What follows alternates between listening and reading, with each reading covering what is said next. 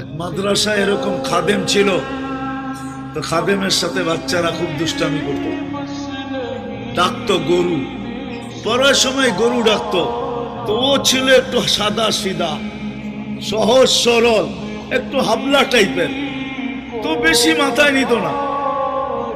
আবার দেখবেন হাবলা মানুষ চেতলে কিন্তু খবর আছে। একদিন বৃষ্টি হইতেছিল প্রচন্ড, এর দায়িত্ব ছিল ছেলেদেরকে খানা পরিবেশন করা। তো খানার সময় গেছে, খানা নিয়ে আসে না, তো ছেলেরা চিৎকার দিতেছে গরু কই গেল।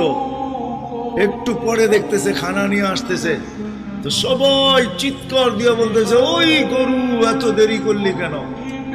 বাস সরল সহজ তো লেগে গেছে মাথায়। মোতামিম সাহেবের কাছে যা বলতেছে চাকরি করব না। কেন? বাড়ি মাদ্রাসায় যেটি পালেন এটি সব দেয়া দাও। সবসময় গরু বলে শোয়া গেছি, আজকেও গরু বলতেছি। মোতামিম সাহেব বুঝছে যে সরল সহজ মানুষ চেতলে তো এরমই চেতে গেছে গা সিধা বাড়িতে। রাত্র ৩টার সময় আসতেছে, আয়সা মোহতামিম সাহেবের দরজায় খটখটাইতেছে, জিজ্ঞাসা করছে কে? হুজুর আসছি। কি জন্য?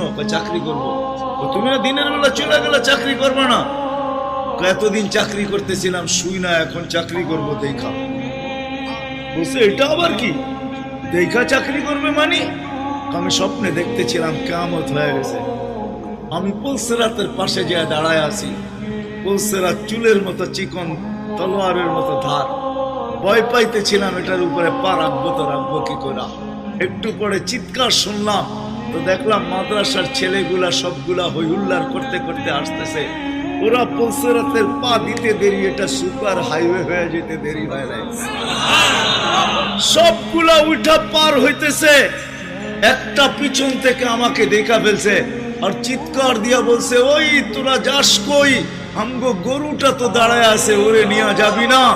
বলে সবগুলা পিছে ফিরে আসছে আর আমাকে উঠায়া কেউ হাতে কেউ পায়ে ধরা সব কাঁধে করে নিয়ে পার করা দিছে।